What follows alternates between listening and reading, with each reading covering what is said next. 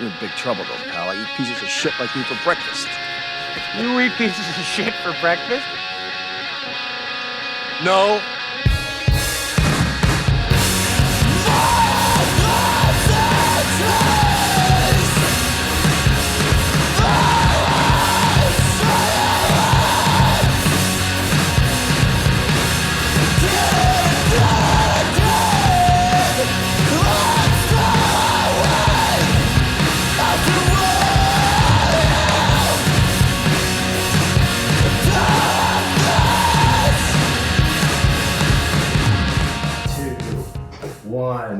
Rolling.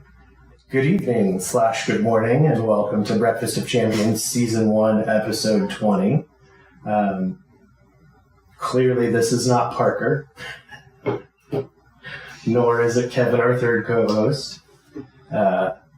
We are joined this evening / this morning by my lovely bride. Hi. Hi. Her name is Allie.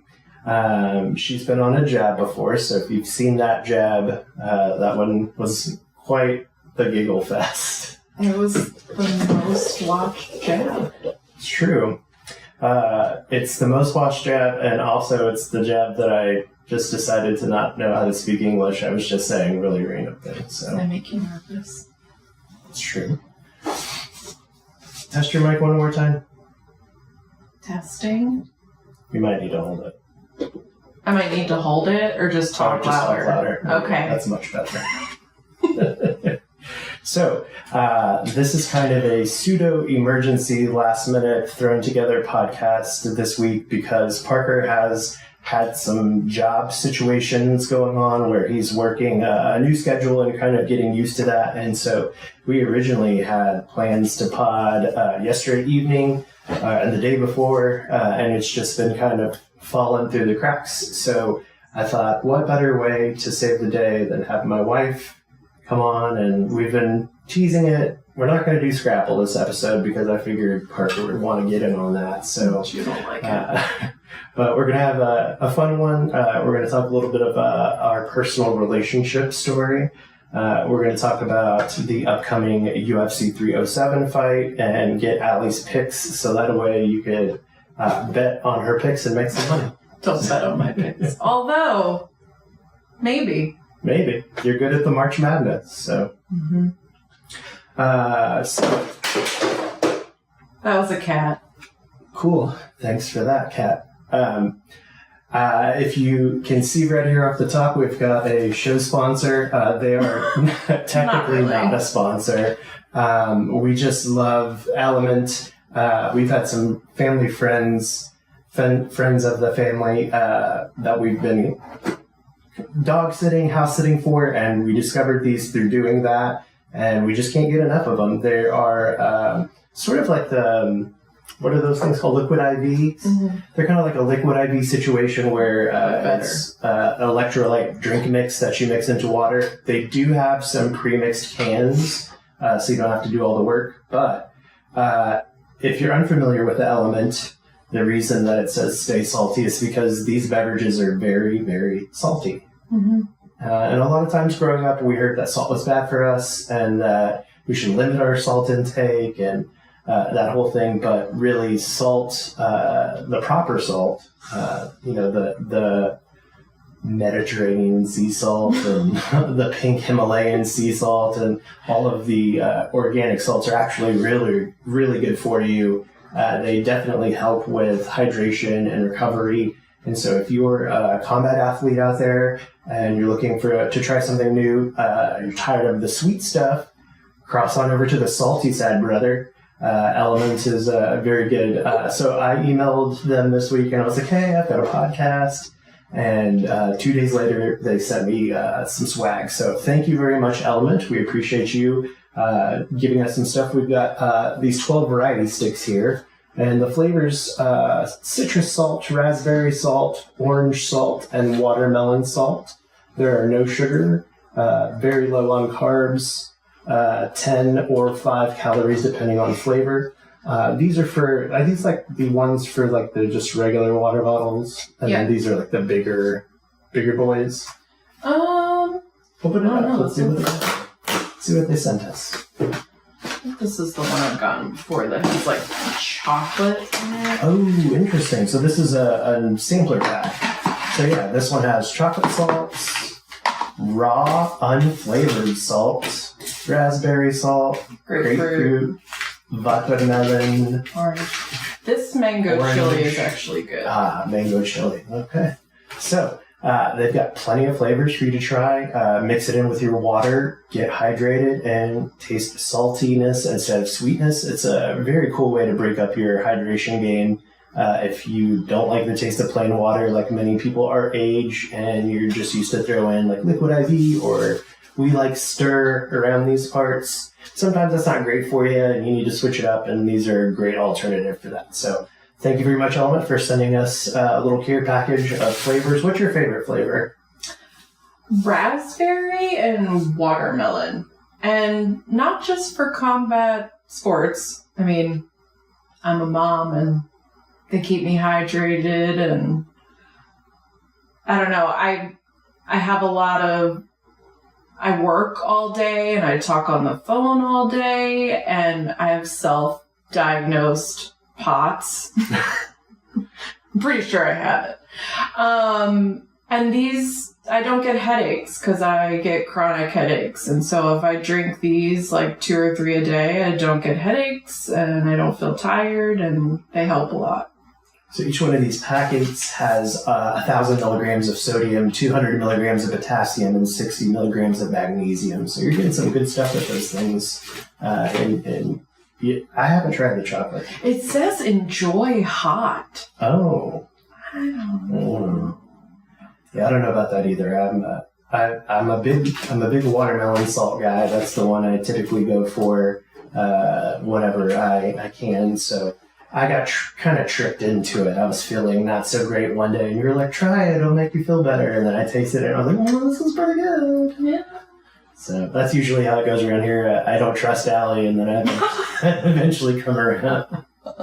If it's her idea, then It's a no-go. Yeah. So this week here at the Floyd household, for those of you that don't know us personally, we are huge cereal lovers here. Cinnamon Toast Crunch rules everything around me. So I typically have a huge box of that, probably once a month. But there are just times randomly where we need sweet treats in the evenings, and when you say randomly, you mean every night. Every night. Okay. Just let's keep it real. I go on these weird waves of like where I'll have like Boston baked beans every night for like 2 months, and I went through a hot tamales phase and a licorice phase, and part of my like I guess OCD is like the comforting every night doing the same thing. But there are times where cereal is our jam, and the other night Allie was in need of a sweet treat, and so I went over to the Walmart, I went over to the H-E-B, because earlier in the day I had gone to the Walmart in town, and they have completely different cereals than the Walmart over here in Hudson Oaks. So small town, you know how that goes. 10 minutes apart. Yeah, they had some crazy cereals there that I was sending pictures of to Allie, just like, oh, look at this. And by the end of the day, I'd given her the food herpes, and she wanted cereal. So went to H-E-B. That's what we call it, by the way. Food herpes. That's what everybody calls it. That's not what everybody calls it. Mm-hmm. We didn't invent it. We saw it on the line. On what? On the line, online. Oh, okay. These make me feel like I'm talking so slow. Is it because I can hear myself? Yeah. There's a slight, 0.005 second delay, and so you're hearing yourself in your head, and then like a split second later, you're hearing yourself. All right, I don't normally talk this slow, just so everybody knows. Sound like Selena Gomez So, back to the story. Allie wanted cereal, and there's this thing that I do where it's like my love language. I don't mind going out and getting things, or if somebody wants something, that's kind of how I show them that I love them. I'll go get it for them. So I went out and I got 2 cereals because we couldn't really decide. She wanted something fruity, but also something marshmallowy. And so the ones that we decided to get were Oops All Berries and Frosted Flakes with marshmallows. Oops All Berries being like a nostalgic standby, and then the Frosted Flakes with Marshmallows being a new cereal to try. How did you like those cereals? Oops All Berries is just nostalgic. I'm not like, woo. But I gotta say, the Frosted Flakes with Marshmallows was top notch. Nice. I had a bowl of each, and that's it, and the box is gone, so I don't know. We have children. Obviously. But the Oops All Berries... and me. I ate a lot of it. The Oops All Berries immediately transported me to my childhood. Tastes like they haven't changed the recipe much since we were kids. Still kind of has that greasy, oily aftertaste to the Captain Crunch. But it does not cut your mouth up.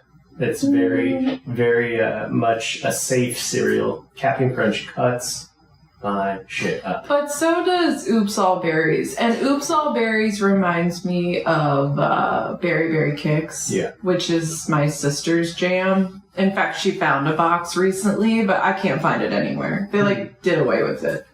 But that is one that does not cut your mouth up. The Kicks or the Berry Berry Kicks, but anything with, a texture.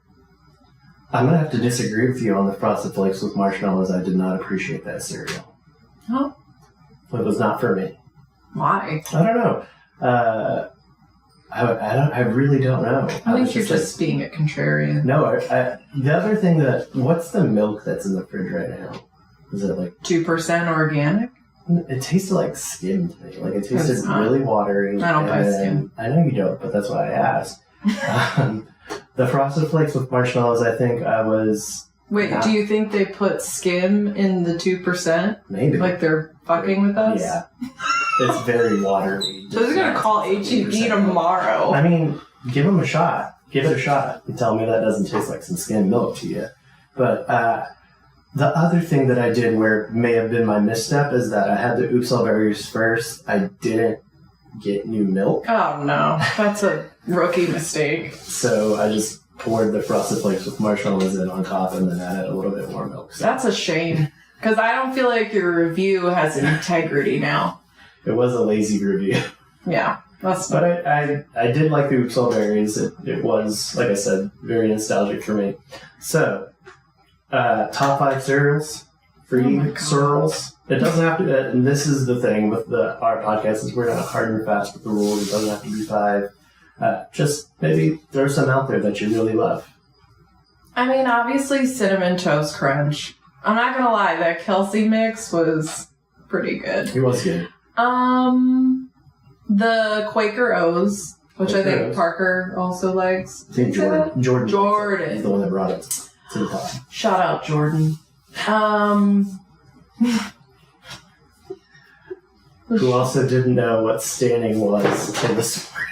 I cannot. I feel like I need to talk to Jordan personally and understand where he was when we were all growing. We're all the same age. I'm younger. But where were you when Eminem, did he see 8 Mile? I don't know. I didn't ask. Well, that's the next question. I feel like we should find out live. We should call him. Hey, have you ever seen 8 Mile? Do you know who Mekhi Phifer is? Yeah, that was wild. I can't get over it. I feel like he's fucking with you. The other thing was, so Elijah enjoys our laughs from time to time, and so there's... Elijah thinks I'm hilarious. Yes, he does. He also finds Jordan hilarious, so I don't, But what I was saying is we have some classic inside jokes with Elijah, Jordan, and myself. At one point, Jordan was not very familiar with Drake's catalog, and it was around the time that What a Time to Be Alive came out. And so the Drake fever between Elijah and I was at an all-time high. And it really was. And so when I was talking to Jordan, I would just feel like, I can't believe you don't you don't know about Drake. And so I just kept on like pounding Drake down his throat. And I'm, oh, hey, yo. Hey, yo. Diddy. Anyways, I kept on saying Drake music to listen to. And then eventually he was like, Drake knows what's up. So like that's a classic line. That's a classic one. And the one I think of all the time that I don't remember the full story is the schnoz. The schnoz story. Schnocker. Schnocker! That's what it was. He meant to say schnoz, but it was schnocker. Yeah, so... Jordan's a funny guy. He is very funny. He's one of my best friends, and he's pure of heart, and his hilarity it doesn't come from a very... Like, he doesn't try very hard to be funny. He's just very naturally funny. Anyway, so this... Okay, cereal, though. Okay, but go on. Yeah, so this afternoon... Elijah, his grandmother recently passed away. Rest in peace, Grandma Wittrick. And so I knew that, usually whenever your grandma or when someone passes away, you're just kind of in a weird space, and I wanted to kind of make him smile. So I screen capped that conversation from Jordan this morning, and we just laughed. He's like, I love that man. He's so funny. So this morning at 8 o'clock, as I was getting my kids ready to bed, I got a message from Jordan that said, when after this happened? And he sent me screen caps and looking up. Honey, just turned on the water. Oh, that's funny. Hold on 1 second, chat. Our kitten just turned on the kitchen sink. I was like, what is that? I feel like she's going to do it again now that she knows how to do it. Anyway, he sends me a screen cap of like him looking up what the definition of to stand someone is, and he was like, when did this happen? And I was like, when Eminem wrote the song? No, you said like when the song, and he was like, who wrote the song? And you said Eminem, and that's when I was like, this can't be real. It's not real. Like, good times. So, back to cereals. Okay. Cinnamon Toast Crunch. Definitely Cinnamon Toast Crunch. Definitely Quaker O's. Man. I would say Fruit Loops is up there for me. Fruit Loops? Yeah. Thanks, Truman. I don't usually like things with marshmallows because I'm a texture. Like, I have some weird sensory issues. So I don't like Lucky Charms because I don't like the marshmallows and how they feel in my mouth. But you like Frosted Flakes. But the marshmallows in the Frosted Flakes were different. Okay. So I'm not putting that on my top 5. But I do love Captain Crunch. My mom didn't let us have these cereals when we were growing up. Yeah. They were forbidden. Forbidden. MTV and cereal. No. Specifically Madonna and cereal. Madonna was the devil. What a shout out the cereal. Shout out, Mom. My mom would be absolutely against it. Like a virgin nose. Like a virgin nose. Yeah, no, absolutely disgusting. I love Captain Crunch. I love the Quaker O's, the Cinnamon Toast Crunch. I don't know. I love a cereal. And it depends on whether I've partaken, because I do fucking love cereal. Yeah. You guys know. You know what I'm talking about. If you know, you know. If you know, you know. Did your sister and you ever get into fight over cereals? I have no context. Oh, I like Honey Smacks. Oh. That's a good one. No, my sister and I fought about many things with cereal. You guys were democratic about the cereal. Cereal was not one of them because it wasn't an option. Oh, that's right. You just said that. My dad would buy us like fun cereals or fun things. Like if anybody remembers Twister, like the fruit juice Twister. We were just talking about that the other day because it is like probably 95% sugar, but he loved Twister and Little Debbie's. I mean, if you asked me to rank my top 5, like Little Debbie's or Tasty Cakes, yeah. Different podcast. You gotta start your own. I gotta start my own. Yeah, start your own snack. Talk about the treats at Wawa. Wawa is a treat in itself. Anyway. Do you have any nostalgic memories of like whenever you were younger involving cereal? Was there any funny stories or Not cereal, memories? but breakfast. Yeah, give us Not a breakfast. funny story, but my dad makes the absolute best cream chip beef you've ever had in your life. Like Also known as shit on a shingle. Yeah, but he doesn't make it with ground beef. It's dried beef, which I can't find here in Texas. No shout out to Texas. And scrapple. I mean, you can't find that really here either. I have it frozen from when my mom brought it to me. I've seen scrapple in the stores, but it's from like Michigan, and I don't trust it. Sure. We don't trust Not Michigan the same. scrapple. No, but my dad's cream chip beef is really a solid memory. He made that probably every weekend that we were there. Yeah. Wonderful. Well, we're going to move on to the next segment, just because I figure we should probably maybe not take so much time this evening with this episode, because I got to get to Phil too. So I was just thinking about that. We can take as much time as we want. I have a lot to say. Well, isn't this about violence too? Are It you is, supposed to yes. ask me about violence? Yeah, that's. I got a lot of rage. Yeah, I know. We start with the breakfast. All right. Okay, got it.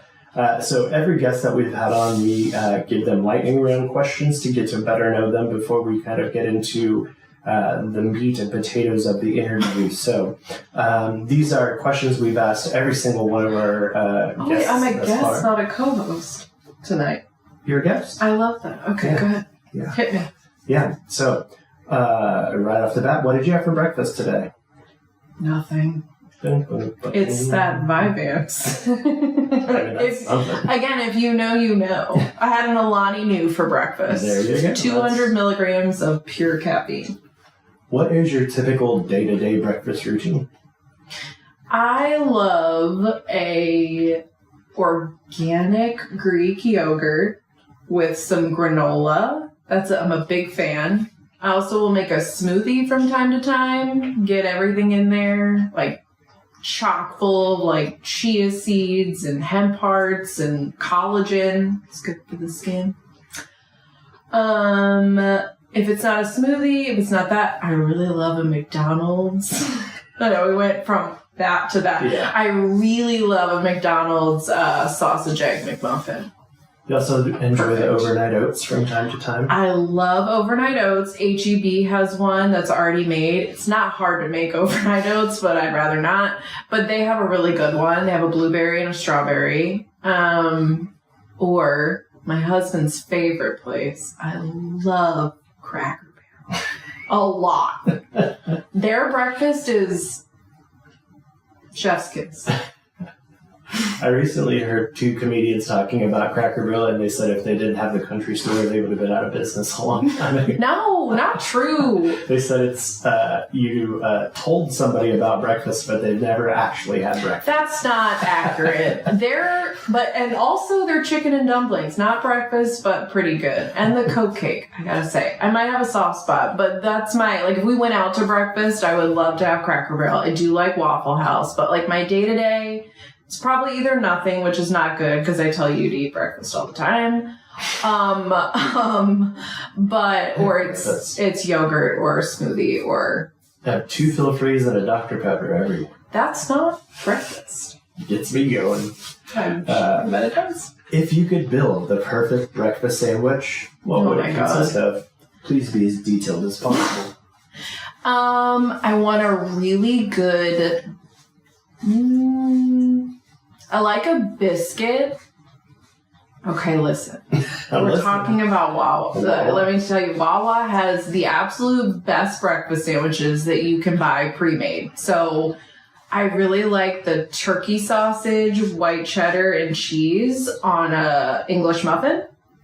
Delicious. Sizzlies. It's called a sizzly.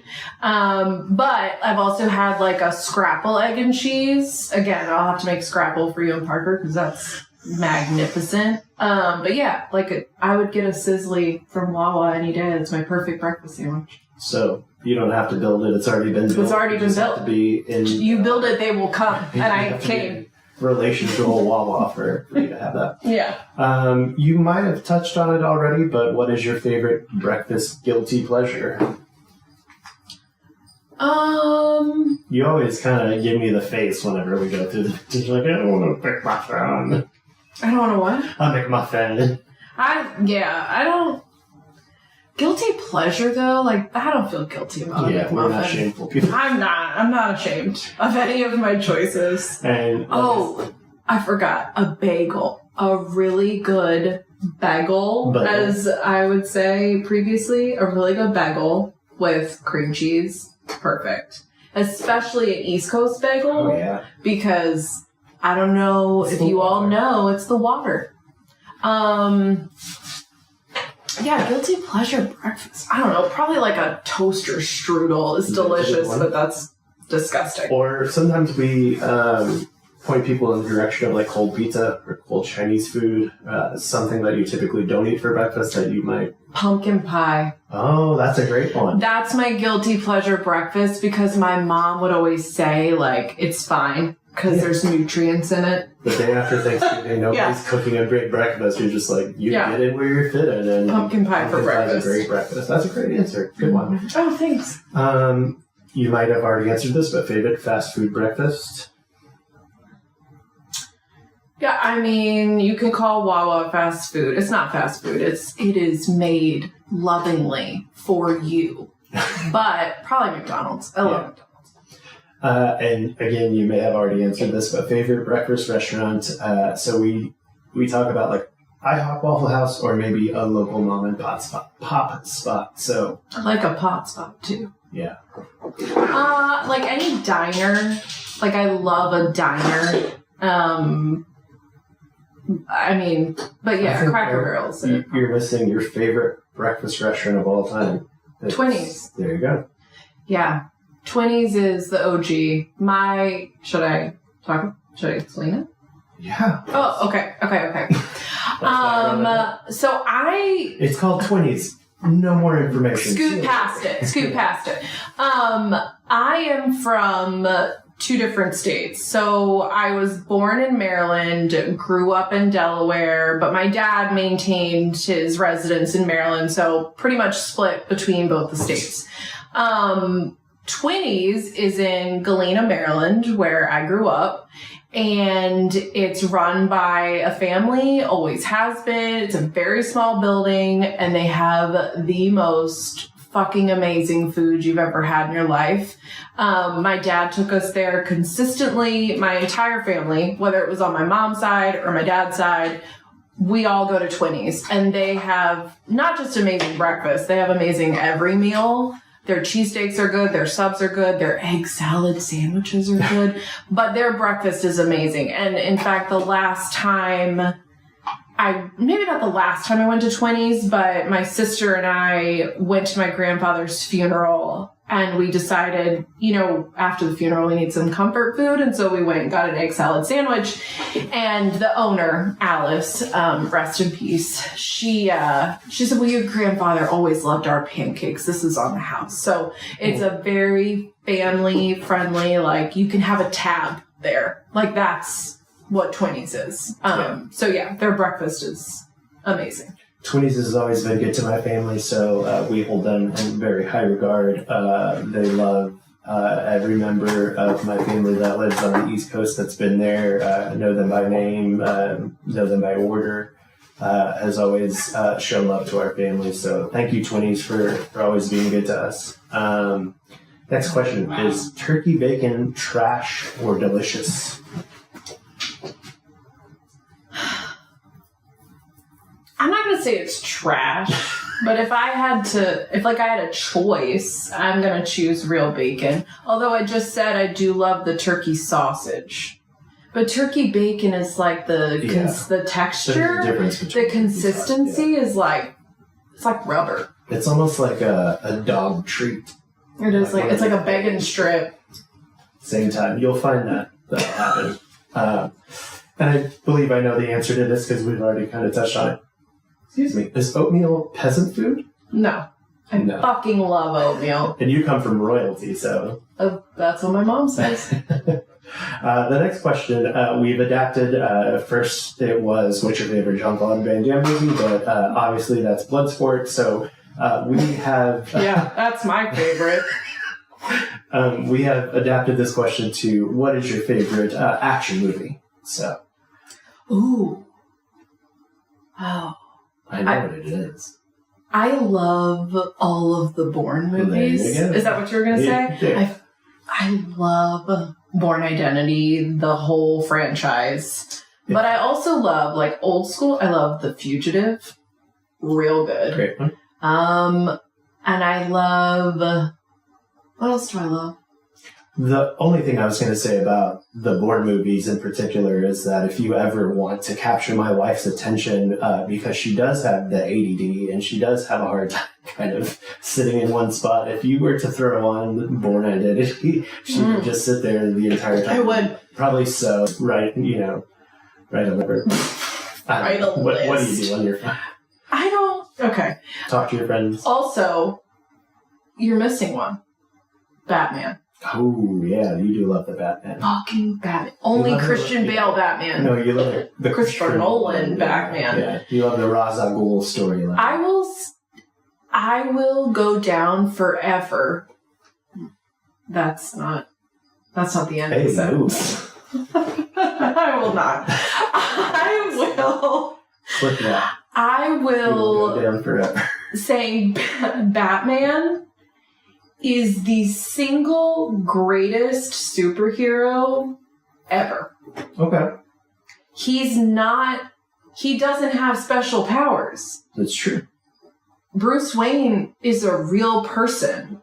He's a millionaire. Billionaire. But he's a real person. He doesn't have any, like, powers that any of us could not have. He's not flying or correct. Shoot people with lasers out of his eyes. Right. He's got pretty badass gadgets, though. That's pretty cool. Yeah, Morgan Freeman is giving them out like candy. Government contracts and stuff. Right. NSA, supply materials. What I don't like, I know we're getting off on a tangent, what I don't like about those movies is that we're supposed to forget that Maggie Gyllenhaal and Katie Holmes aren't the same person. That is insulting to my intelligence. A lot of comic book movies do that trope where you had Terrence Howard in one movie and then Don Cheadle in the next movie. I'm like, brother, they're not the same. Right, they're not the same at all. Also, Anne Hathaway as Catwoman did not. Don Cheadle. It's Anthony Edwards. What's that guy's name? That's Anthony Anderson? No. And Terrence Howard? They are very different. The guy that plays in the Marvel movies, that's the Warhammer. He's got the little mustache. Younger guy. What is Don Cheadle? Oh. Not Michael B. Jordan. The other one that flies. The other one? Ayo. No, the other guy in the movies that is also an attractive young black man is what I'm saying. Not that they look alike. They don't. Hold on a second. What commercial was Michael B. Jordan in just All now? of them? No. Oh, David Yearman. That was the one. Who plays Iron Patriot? Yeah, he's in the new movie. Yes, yeah, I know. We'll figure it. Don Cheadle's the one that I'm talking about that took over. Okay. So, is Ocean's 11 considered an action movie? No, more of a heist. That's a comedy. It's a good comedy. That's a great. Oh, is Maverick considered an action movie? Sure, why not? There's okay. Punching in there. All right. So yeah. Yeah, so Bourne Identity or Bourne franchise, Batman, and then definitely Maverick. If you've never seen Maverick, they should give it a try, right? They should give it a try. Mel Gibson before the very good. Before his based comments. Mm-hmm. Okay. You've never fought, but you have like professionally or like, I would call it professionally. No. Okay. You've never fought, but what I was going to say is you did participate a lot in sports while you were younger, and you did some training with field hockey and that sort of thing. And so This question is more injury related. What was the worst injury you got while you were playing field hockey when you were in high school? Oh my God. Many. Was just talking to my sister about this the other day because we both played field hockey for the same high school years apart.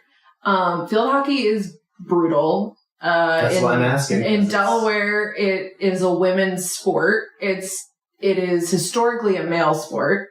But I played it all through high school. I even played it before high school. My sister played. We were the same number. But the ball is small, but it's very hard. It's rock hard. So you have to wear... Hey. Wait. But you have to wear shin guards. You have to wear a mouth guard. Our goalies are fully protected. But I got hit in my shins, even with a shin guard. I legit feel like I have dents in my shins still. My sister will say the same thing. We watched girls, when the ball would pop, get knocked out by these balls. So... Little CTA. Yeah, a little CT from field hockey. It's a brutal sport. It's not exciting to watch. It's very fun to play, but it is very intense. And the hockey sticks that you guys use, those are pretty hefty and wooden. They're wooden. They're basically like wooden clubs. They are like a wooden, like... The cats again. Sorry about our kitten. She's got problems. It's like a wooden, thick piece of wood, like almost like a ice hockey stick, but it's like... It's a thick piece of wood, and you don't swing it like a golf club. You have to have, like, extreme upper body strength to... You gotta keep your arms straight. You have to keep your arms straight and push the ball against the field to your teammate. And a lot of people now play on AstroTurf, which makes things a lot faster and a lot easier. My sister and I played on a field that had many a divot, many a... hole, not even, not all grass, and so it required extreme upper body strength. You had to be aware of your surroundings. I was going to say so aware of your surroundings, but that's it. So aware. When we're watching UFC, what do you think is the best way that you've seen to finish a fight? I know you're not a huge fan of submissions. How do you like to see a fight end? I like a good, like, legit knockout, although they scare me. Like, if that was my son, I would be terrified. Yeah. Like, seeing someone laid out like that, and when they don't get up right away. Some of them we've seen together have been pretty scary. Yeah, I don't like that. I'm like, get up! Get up! I always think, like, I don't know if this is just, like, a female thing. Like, I always just think of, like, if I'm the wife in the audience, or if I'm this guy's kid, I'm, like, running into the octagon, like, get the fuck up. I like a legit knockout. I don't like a submission. I feel like it's a pussy move to just, like, hold someone down long enough to choke them out. Like, not anybody could do that, but, like, if you have the upper body strength against another person, like, anybody can choke someone out and they're done. Like, you can't withstand, like, not breathing. Yeah. I like the ones where they, like, it's also scary. I like the ones where they lift them all the way up and they slam them. Because I'm like, you're done. But what I don't like is, I know the refs have a job and they, like, can't call it too soon because then it's a whole thing. But when they do get knocked out and then they still are punching away at, like, what looks like a dead body, I'm like, this cannot be good for your brain. Sure. Don't do that. Last 2 or 3 shots before they can slide in and give it a real stop. Right, like, you know the person's knocked out. You're just trying to seal the deal, and there's too much. Over the past couple of years, we've seen a few fighters show a little bit more restrained sportsmanship whenever it comes to that sort of thing. But, yeah, whenever they're clearly knocked out, and just because the ref hasn't said stop or hasn't pulled you off of them, those last 2 or 3 are just basically free shots to the head. So. Other than Herb Dean. He's not fucking around. You knock somebody out, you're out there. Herb Dean's the man. Oh my goodness. Did you ever play fighting games? What was your favorite arcade game, video game? I don't play video games. You did play Smash Brothers for a little while. Yeah, but, like, I just push a bunch of buttons and hope it gets me somewhere. Like, I remember playing Mario when I was little, but that's it. I have a feeling I know the answer to this question, but I'm going to ask it anyway. Were you a fan of professional wrestling growing up? Fuck no. Did you ever have any sort of interest in wrestling, or like, did you have a crush on a wrestler, or? Oh, no. Oh, okay. I'm just wondering. No, Sorry to offend. I'm acutely aware of like who Hulk Hogan is and The Rock and John Cena. Yeah. I'm aware of who these people are because of pop culture, but like I've literally, no offense to these big wrestling fans, including one of my best friends, Maxine, and her husband love wrestling, but like, well, I think maybe he does. I don't know. But I won't put that on her. But Put that on me, Ricky Bobby. No, well, that's a good one too. But I just think it's the dumbest thing in the world, and I don't understand like how people are that into it, knowing that it's 100% fake. And to hear someone say like it's not fake, I'm like, okay, all right. So I just wrapped up the Netflix documentary series called Mr. McMahon today.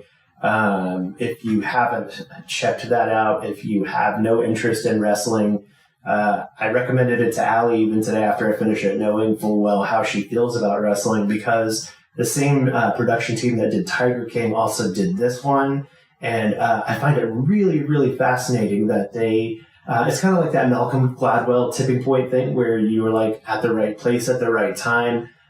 They just happened to be doing this docuseries right at the time that all of these lawsuits came out.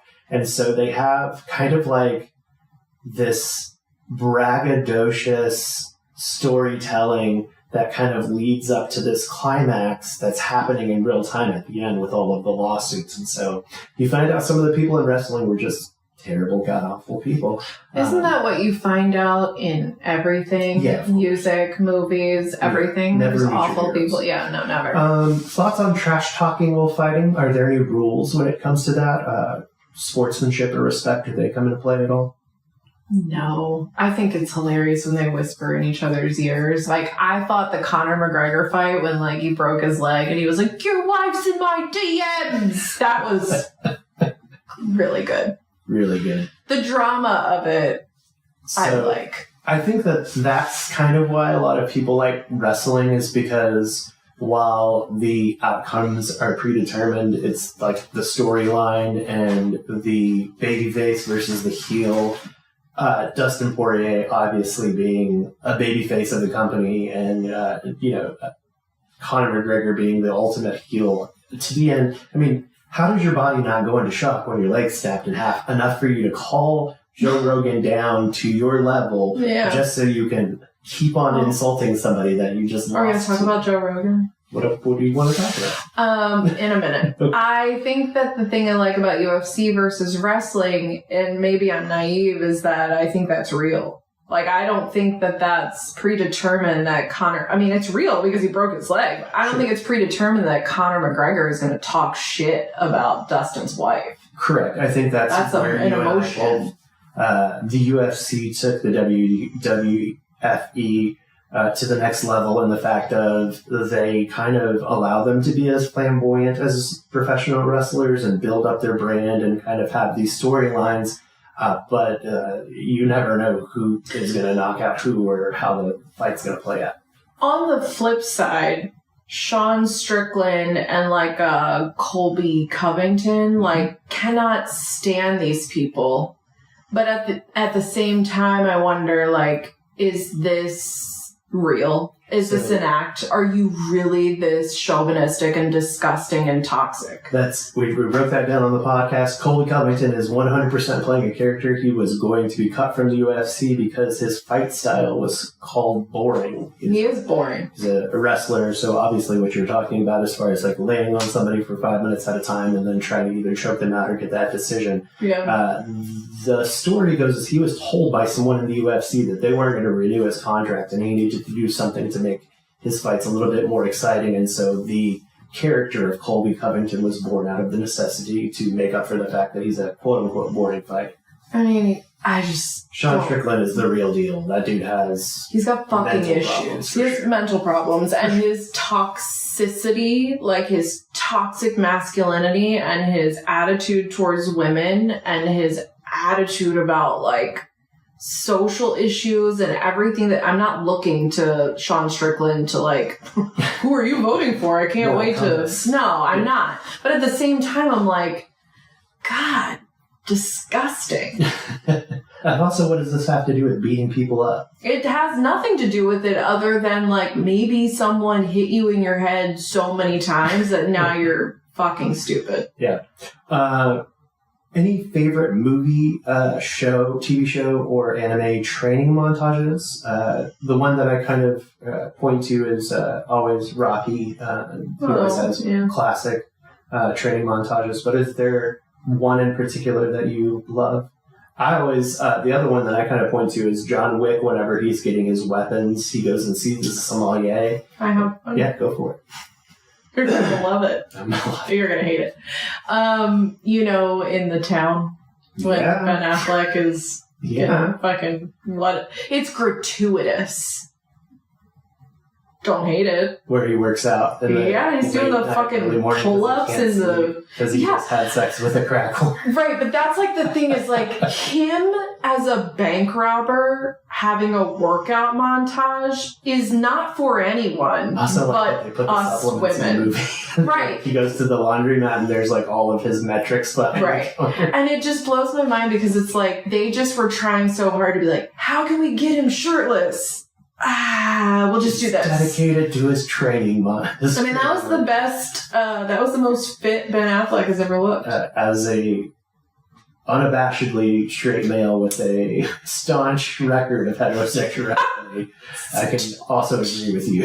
Yeah, it's a good, this gentleman was wild. cut the fuck up and was, made a great character in that movie, obviously. Just someone that is a likable anti-hero. 100%. You want him to get away with the crime. Yeah. Let's see here. 2 more questions and then we move on. Okay. What is or what would be your walkout song? Oh,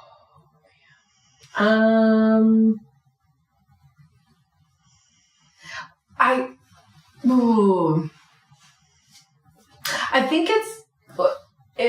you don't know me. My favorite rapper of all time is Tupac. In fact, big fan, huge fan. Huge. Would get Thug Life on my stomach too if it was appropriate. I don't know. I feel like it could be a Tupac song. Or DMX. Ooh. Another good choice. X Gonna Give It To You. That's really fucking hard. The crowd in that too. Yeah. Oh yeah. Yeah.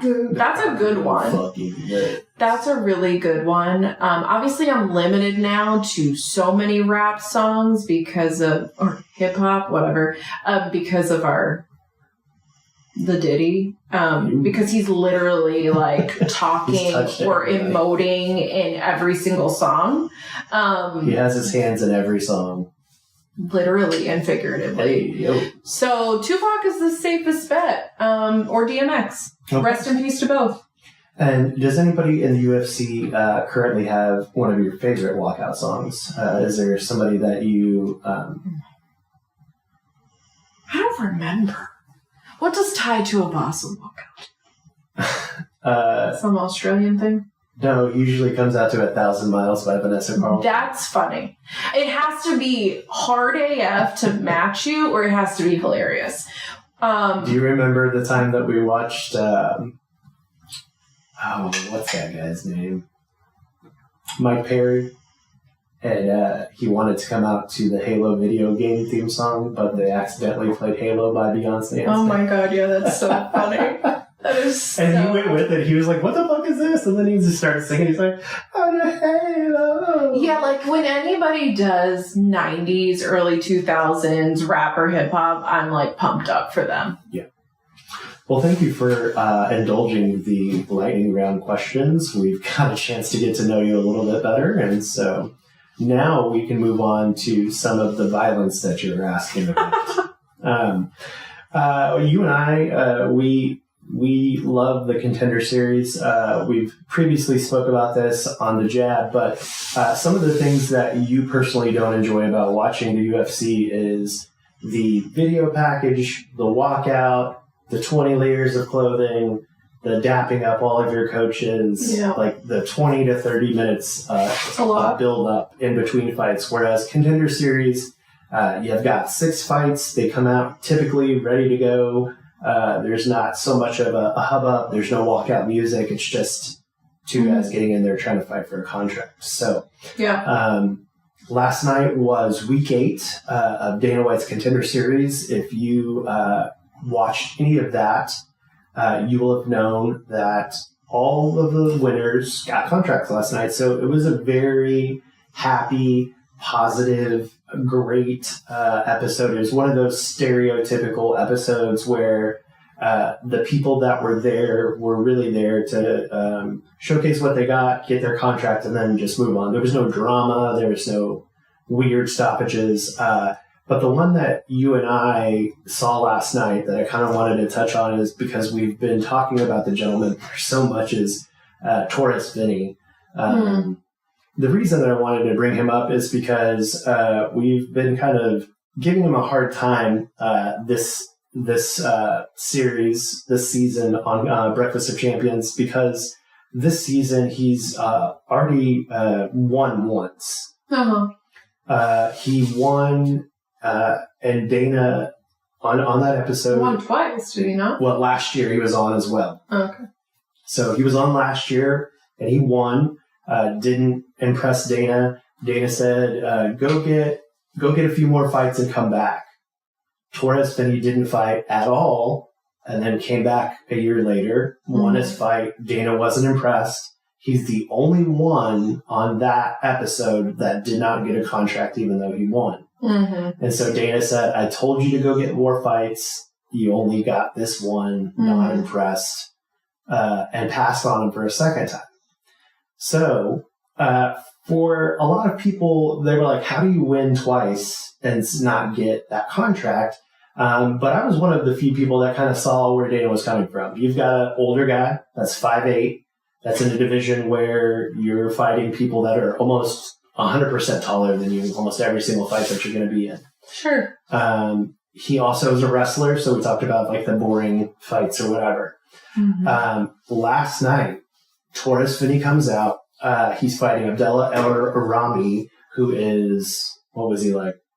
5'7", so... He was like 6 foot. Or 6 foot even? He was 6 even? Okay, yeah, he was 6 even, so not as tall as the guy that they put in front of him last time.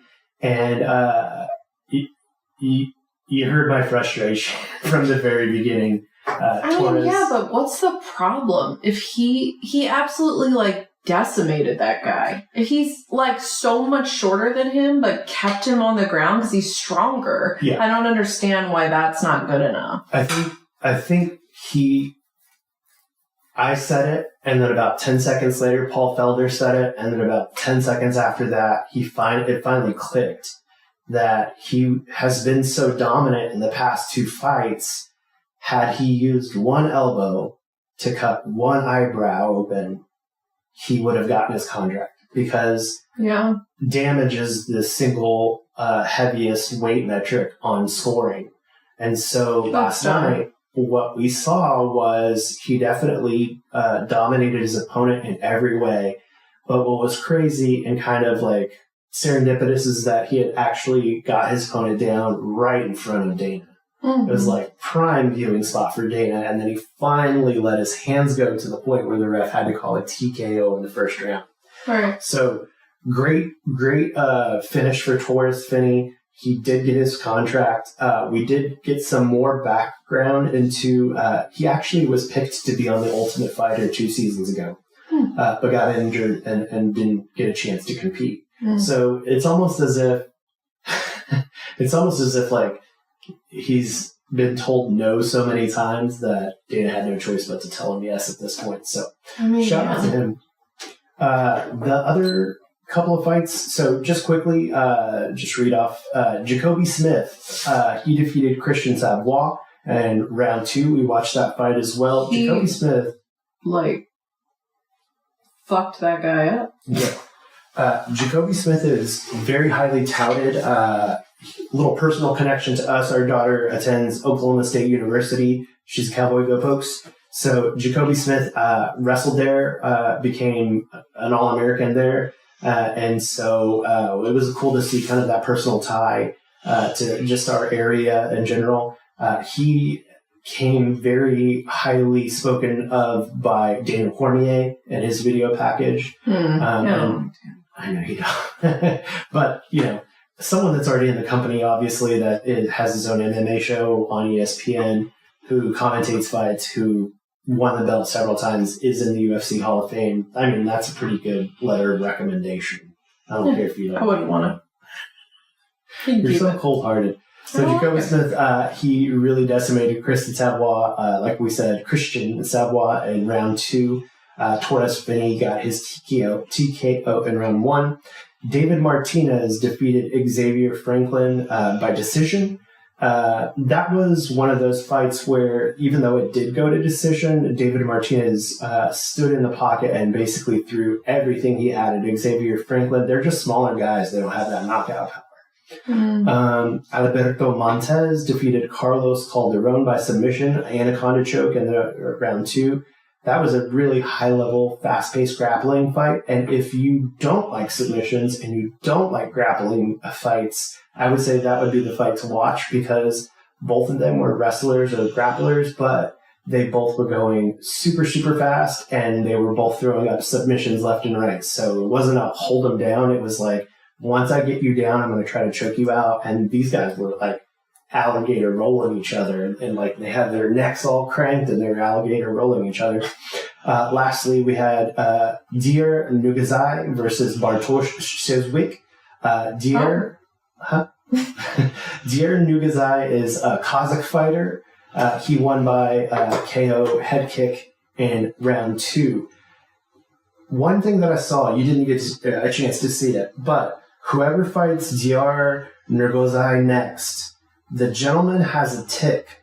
He's got while he's fighting, he's constantly rubbing his own eye. So when you're fighting him, there's probably I would say 2 seconds where if you timed it just right, you would poke him in his eye with his own finger.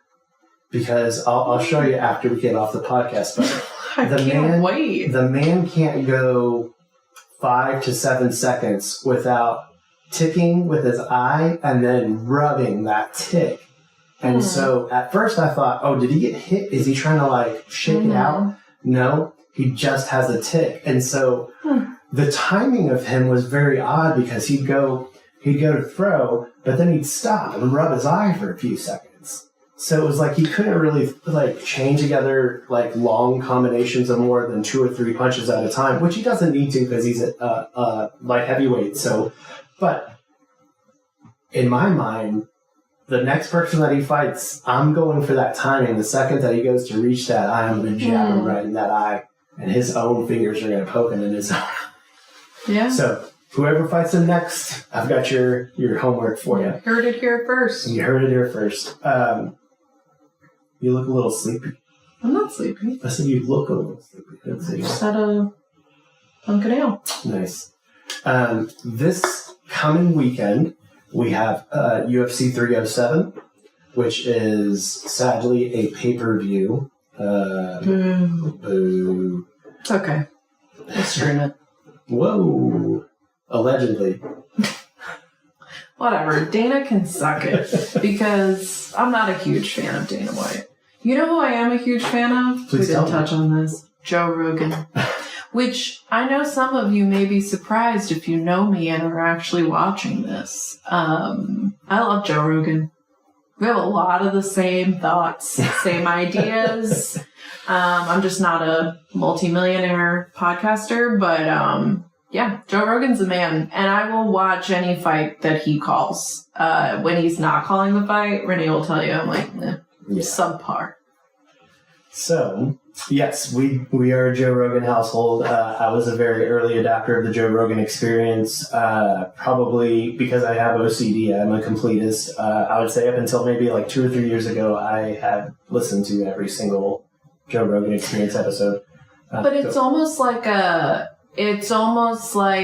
a guilty pleasure to admit that to some people, because I think people have this preconceived notion of Joe Rogan because they probably don't listen to Joe Rogan. They just see like clips or whatever. MSNBC or CNN. Yeah, whatever they're posting about him.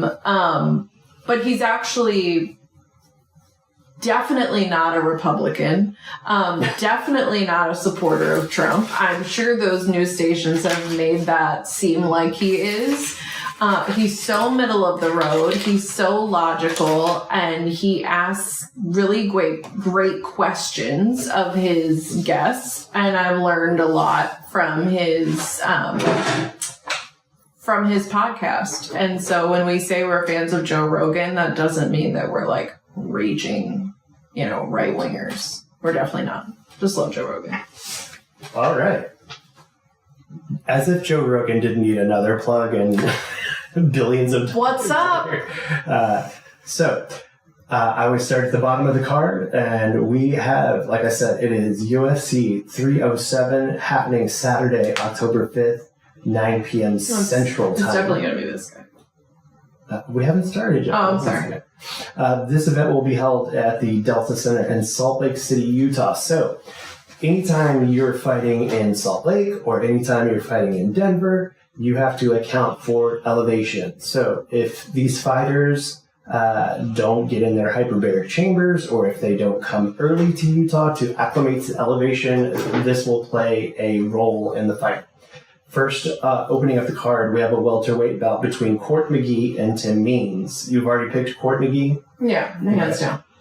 All right. Last time we picked fights, I was kind of giving a quick glance at the tattoos to see if there's anything occult or masonry. I don't see anything, just some really bad tattoo work on Tim Means. The stomach tattoo is not it. So Court McGee and Tim Means are both veterans of the UFC. We've got a 22-13 record for Court McGee and a 33-16 record for Tim Means. Clearly, they've been through some wars. Not too different as far as their reach is concerned. Allie's going with Court McGee, and I am going to agree with her on that because I think Tim Means means well.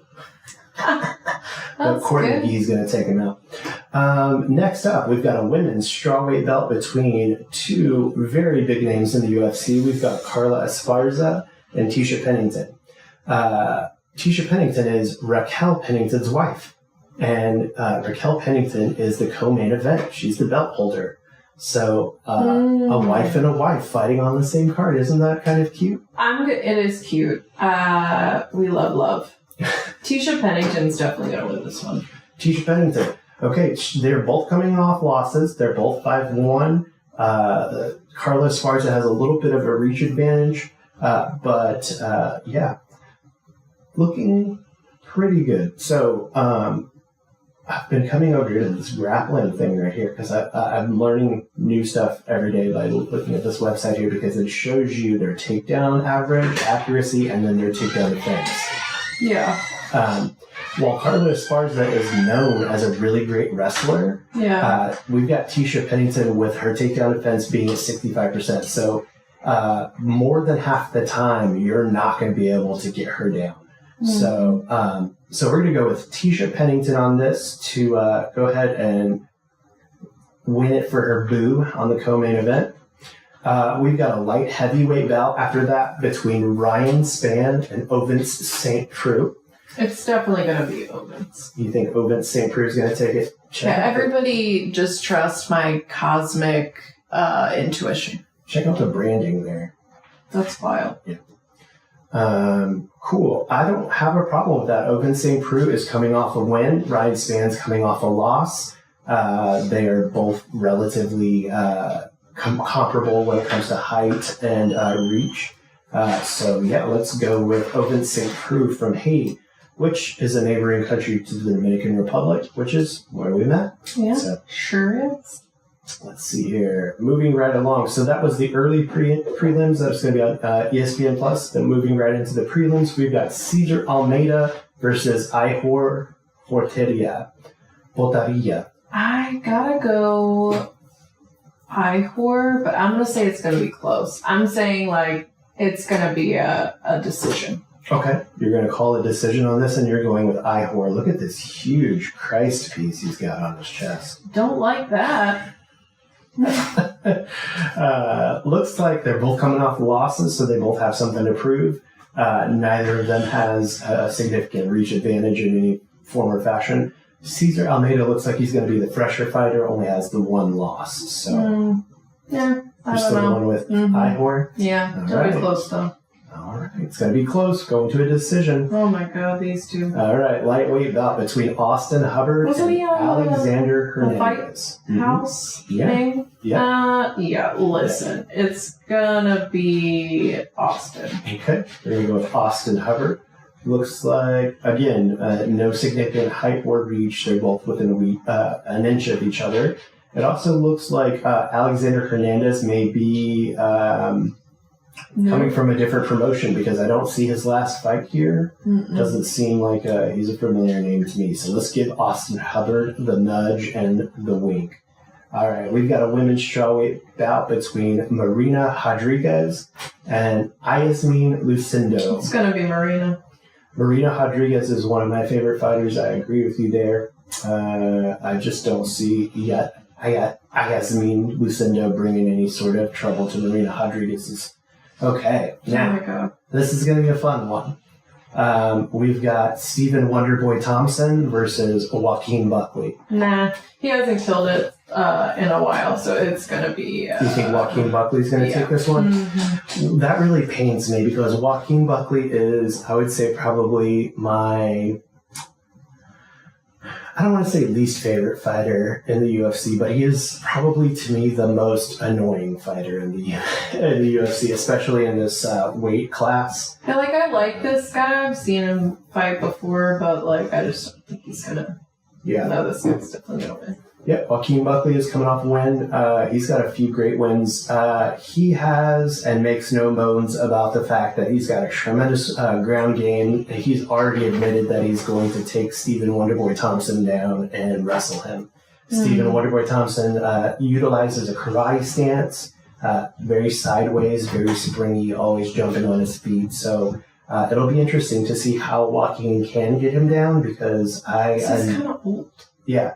Yeah, he is. But I think the thing that sets Stephen Wonderboy Thompson apart from a lot of people is that his father was into karate, and this is a legacy thing for him. He was born into combat sports, whereas some of these other people are relatively new to getting in there.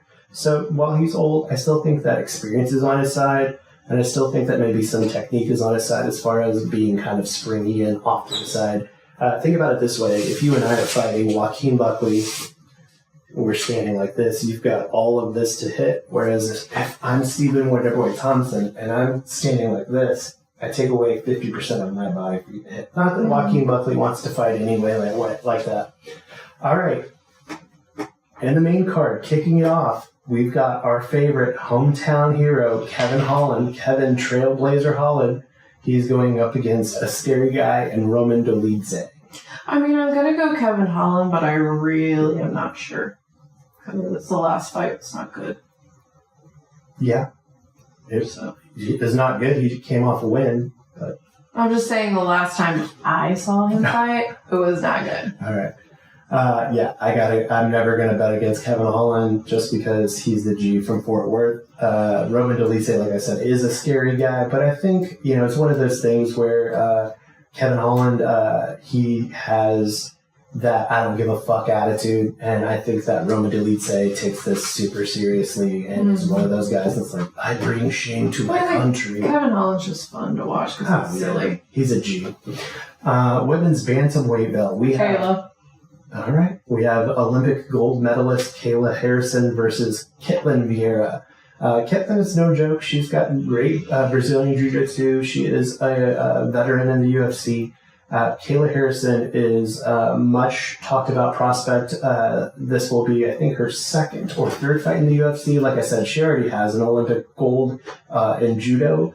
And so we're going to go with Kayla Harrison. Let's be clear, this is just vibes.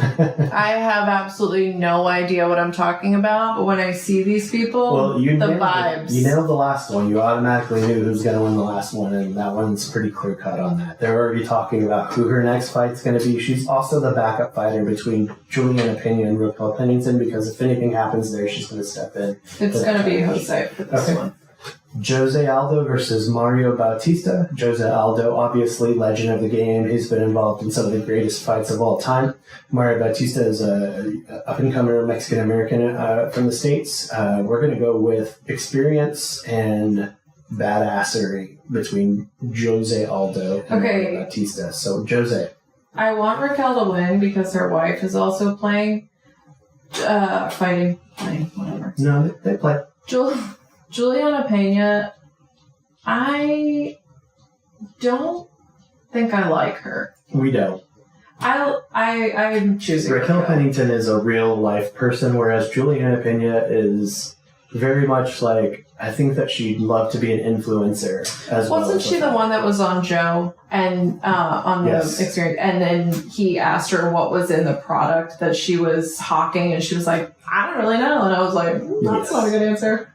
You are correct. Mm-hmm. Also, I saw today at Media Day, she brought her Louis bag and set it on the table and then adjusted it several times. And then when she got up to leave, she made sure that her Louis belt was in the picture. So I'm thinking she's trying to angle for a sponsorship from a high-end fashion couture. But it's just not going to happen because she is not that one. Maybe just be cool on your own. Also, this fight is 11 years in the making. Both of these ladies were on Ultimate Fighter together. Mm-hmm. Juliana Pena cuddled up and cozied up to Raquel Pennington and tried to make it about, like, let's do our nails together.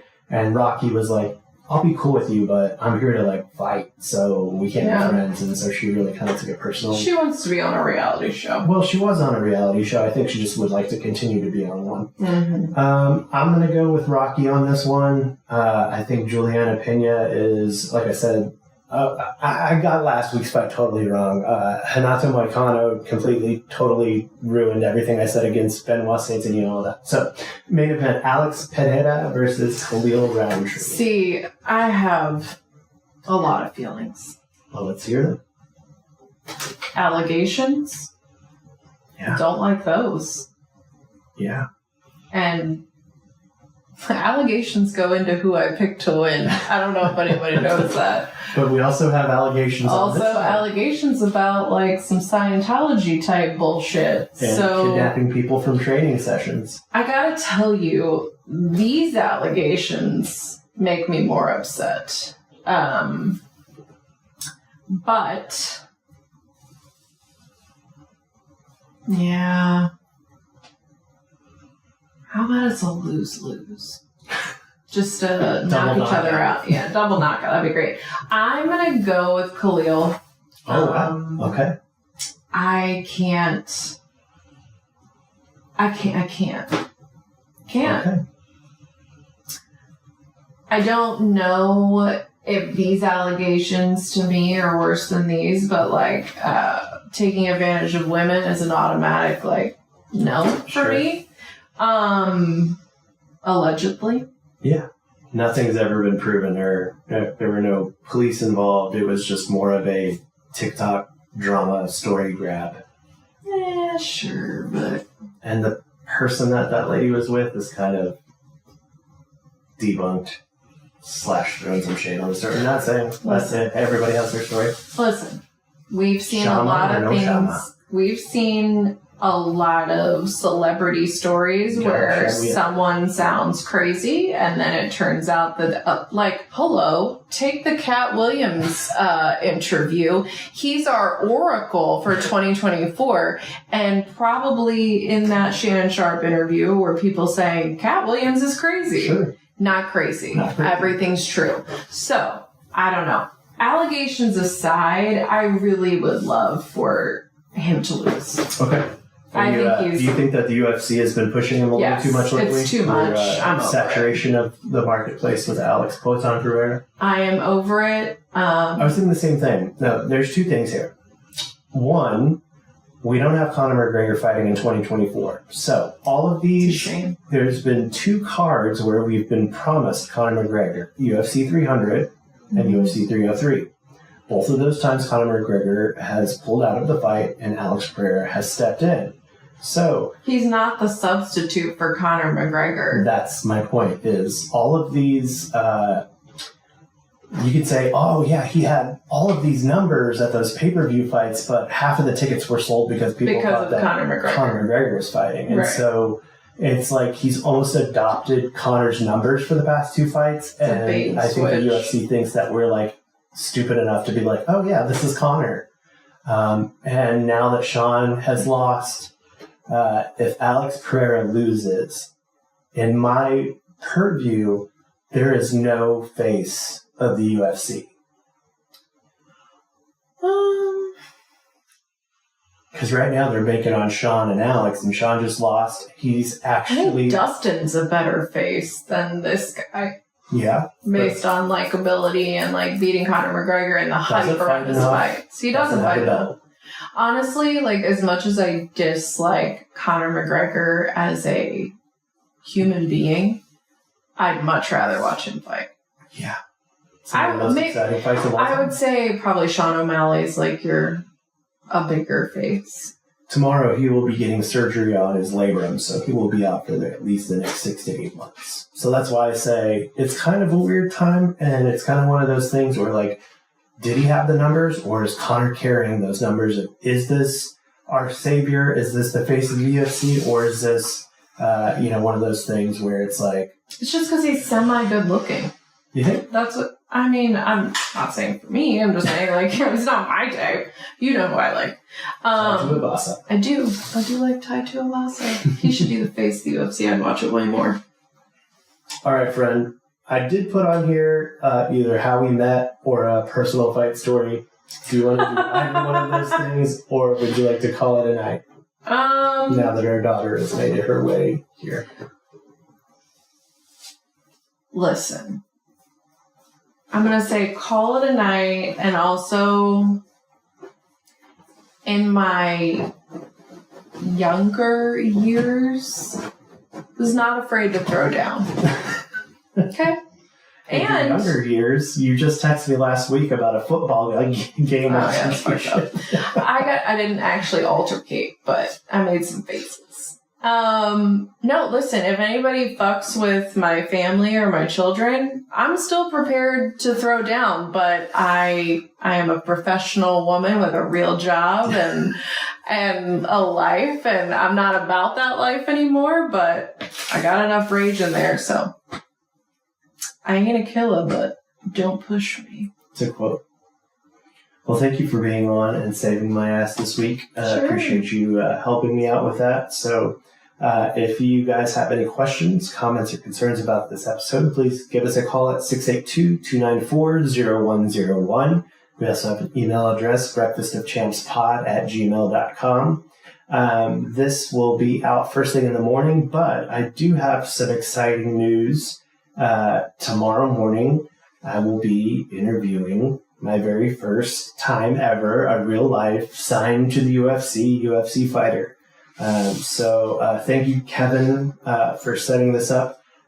Tomorrow, Kevin and I will be interviewing Abdul Razak Al Hassan. So he's a Ghanaian fighter that fights out of Dallas and uses Fort Worth Float Company for recovery.